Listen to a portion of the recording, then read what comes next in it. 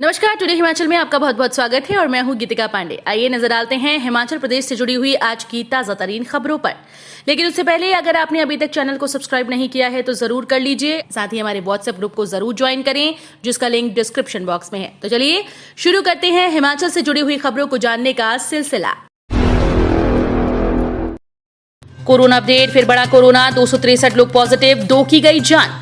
हिमाचल में कोरोना महामारी एक बार फिर से बढ़ने लगी है। प्रदेश में 2 लोगों की कोरोना संक्रमण से मौत हो गई।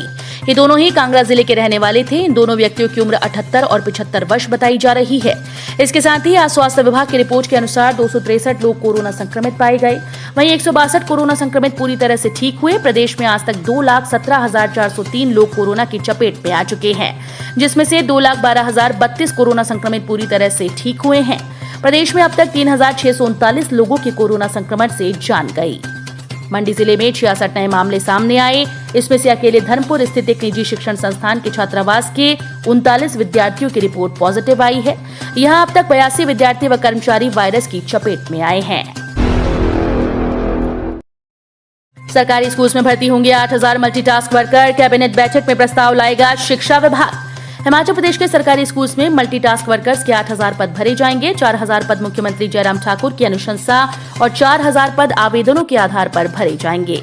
मुख्यमंत्री जयराम ठाकुर की अध्यक्षता में 24 सितंबर को होने वाले हिमाचल मंत्रिमंडल की बैठक में इस बाबत शिक्षा विभाग प्रस्ताव लेकर आएगा।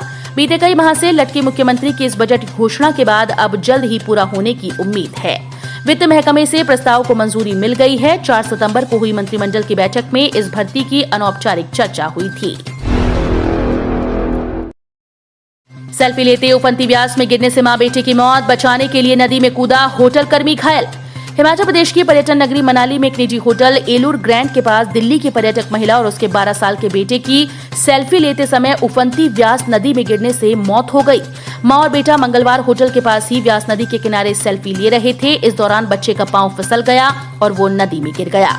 उसे बचाने के लिए मां ने व्यास में छलांग लगा दी। दोनों को नदी में बहता देख पास खड़ा होटल कर्मी भी व्यास में कूद गया, लेकिन उसकी ये कोशिश काम न आ सकी। नदी में छलांग लगाने वाले कर्मचारी को भी चोटें आई हैं, जबकि व्यास नदी में डूबने वाले मां और बेटे के शव घटनास्थल से करीब 4 किलोमीटर दूर जाकर बरामद हुए। नैना देवी के दर्शन कर लौट रहे श्रद्धालुओं की गाड़ी पर गिरा पेड़, 7 घायल। नैना देवी आनंदपुर साहिब मार्ग पर मंगलवार सुबह इनोवा गाड़ी पर पेड़ गिरने से 7 लोग घायल हो गए।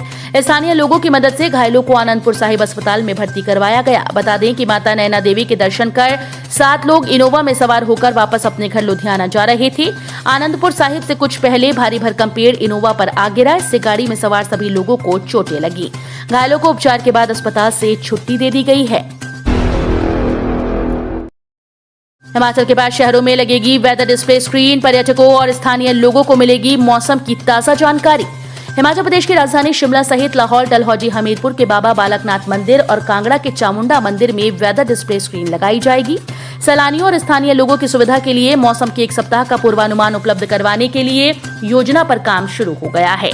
प्रदेश के धार्मिक और पर्यटन क्षेत्रों में पहले चरण में ये सुविधा दी जाएगी। सरकार की ओर से लगी डिस्प्ले स्क्रीन्स में भी मौसम अपडेट को जोड़ा जाएगा। प्रदेश के मौसम में आने वाले हर छोटे बड़े बदलाव से लोगों को अवगत करवाने के लिए सुविधा देने का फैसला किया गया है। शिमला में मुख्यमंत्री तय करेंगे कैसे मनाया जाएगा अंतर्राष्ट्रीय कुल्लू दशहरा। अंतर्राष्ट्रीय ख्याति प्राप्त कुल्लू दशहरा उत्सव इस साल 15 से 21 अक्टूबर तक मनाया जाएगा।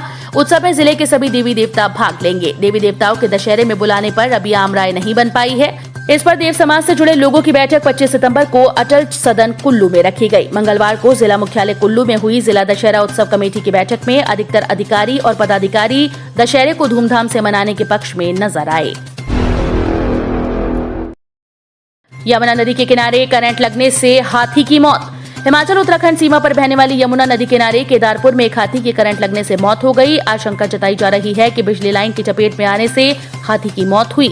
सूचना मिलने पर डीएफओ पांवटा साहिब कुणाल अंग्रीश और आरओ पांवटा सुप्रभात ठाकुर वन्य टीम सहित मौके पर पहुंचे। उत्तराखंड के देहरादून वन्य विभाग टीम को भी इस बारे में सूचित किया गया। इसके बाद स्थानीय पशुपालन विभाग की टीम ने मंगलवार को मृत हाथी का पोस्टमार्टम किया। सिरमौर और मनाली में बादल फटा, लोगों के घरों में घुसा मलबा, सेब मक्की को नुकसान। हिमाचल प्रदेश में मौसम विभाग के येलो अलर्ट के बीच सोमवार रात मनाली के बरुआ और सिरमौर के शील गांव में बादल फटने से भारी नुकसान हुआ। दोनों जगह बादल फटने से कई घरों को क्षति हुई। मलबा घरों में घुस गया। बरुआ में सेब के करीब 300 पेड़ तबाह हो गए। सिरमौर के शील गांव में खेतों में खड़ी मक्की, अदरक, धान, नींबू के बगीचे और अरबी की फसलें बर्बाद हो गईं।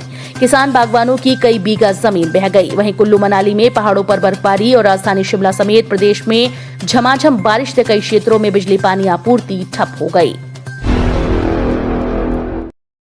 केंद्रीय मंत्री पीयूष गोयल के कार्यक्रम के लिए प्रदेश भर में लगेंगी 140 एलईडी स्क्रीन। मुख्यमंत्री जयराम ठाकुर ने मंगलवार को शिमला में प्रधानमंत्री गरीब कल्याण अन्न योजना के तीसरे और चौथे चरण को शुरू करने की तैयारियों की समीक्षा की। मुख्यमंत्री ने कहा कि विधायक अपने अपने विधानसभा क्षेत्र के किसी एक स्थान से समारोह में शामिल होंगे। जिन खंडों में पंचायती राज संस्थाओं के उपचुनाव के कारण आदर्श आचार संहिता लागू की गई, वहां समारोह नहीं होगा। प्रदेश भर के सभी प्रमुख स्थानों पर 140 एलईडी स्क्रीन लगाई जाएंगी। 32 लाख रुपए से ऐसी सड़क बनाई जिस पर गाड़ी ही नहीं चढ़ पाई। हिमाचल प्रदेश की राजधानी शिमला में जनता के पैसों की जमकर बर्बादी हो रही है। नगर निगम का ऐसा ही एक कारनामा मेयर सत्या कौंडल के संजौली वार्ड में सामने आया।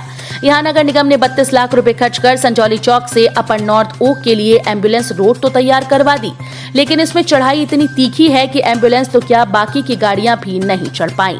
स्थानीय लोगों ने जब नगर निगम की कार्यशैली पर सवाल उठाए तो निगम ने तुरंत ही इस सड़क को तोड़कर इसकी रीग्रेडिंग शुरू कर दी। आईजीएमसी शिमला में 7 माह के बच्चे की मौत के मामले में जांच तेज। एफएसएल जुनगा भेजे गए सैंपल। हिमाचल के शिमला स्थित आईजीएमसी में बीते दिनों 7 महीने के बच्चे की इलाज के दौरान मौत हो गई थी। इस मामले में परिजनों ने स्वास्थ्य कर्मियों पर लापरवाही का आरोप लगाया था, जिसके बाद अस्पताल प्रबंधन संदिग्ध मौत मामले की जांच में जुट गया। इस कड़ी में अस्पताल प्रबंधन ने शव का पोस्टमार्टम कर सैंपल को एफएसएल जुनगा भेज दिया है। हिमाचल हाईकोर्ट ने 2 सिविल जजों की नियुक्तियों को ठहराया अवैध, के खारिज जाने कारण। हिमाचल हाईकोर्ट ने 2 सिविल जजों की नियुक्तियों को अवैध करार दिया, साथ ही इनकी नियुक्ति को खारिज कर दिया। न्यायाधीश तरलोक सिंह चौहान व न्यायाधीश संदीप शर्मा ने दोनों जजों की नियुक्तियों को चुनौती देने वाली याचिका का निपटारा करते हुए सिविल जज विवेक कायत व आकांक्षा डोंगरा की नियुक्तियों को रद्द करने का फैसला सुनाया। अदालत ने अपने फैसले में कहा कि नियमों के विपरीत पूरी की गई चयन प्रक्रिया अवैध है, इसके लिए नियुक्तियों को रद्द किया जाता है। कांग्रेस ने किया बापू की प्रतिमा के सामने मौन प्रदर्शन, राज्यपाल को सौंपा ज्ञापन। हिमाचल प्रदेश के कुल्लू में हुए दलित हत्याकांड का मामला गहराता जा रहा है। कांग्रेस ने आज कुल्लू में दलित व्यक्ति परसराम की हत्या व उनकी पत्नी पर किए गए जानलेवा हमले को लेकर न्यायिक जांच की मांग की है। प्रदेश में बीजेपी की सत्ता नहीं है भरोसे के लायक। 2022 में बीजेपी को सत्ता से बेदखल करने का मन बना चुकी प्रदेश की जनता अब सिर्फ चुनाव का इंतजार कर रही है, क्योंकि बीजेपी की सरकार से अब जनता को कोई उम्मीद नहीं है। ये बात राज्य कांग्रेस उपाध्यक्ष और विधायक राजेंद्र राणा ने यहां जारी प्रेस बयान में कही। उन्होंने कहा कि प्रदेश में बेरोजगारी, महंगाई व महामारी की मार के कारण माहौल अराजकता की ओर अग्रसर हो रहा है। कानून व्यवस्था का जनाजा निकला हुआ है। जल शक्ति विभाग के मजदूरों का हल्ला बोल, मांगे नहीं मानी तो होगा आंदोलन तेज।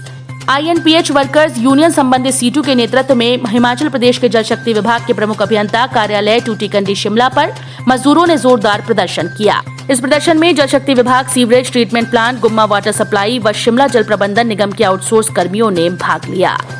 तो ये थे हिमाचल प्रदेश से जुड़े हुए आज के ताजा तरीन समाचार। उम्मीद करते हैं आपको जरूर पसंद आए होंगे। थोड़े से भी पसंद आए हो तो चैनल को सब्सक्राइब और वीडियो को लाइक करना बिल्कुल ना भूलें।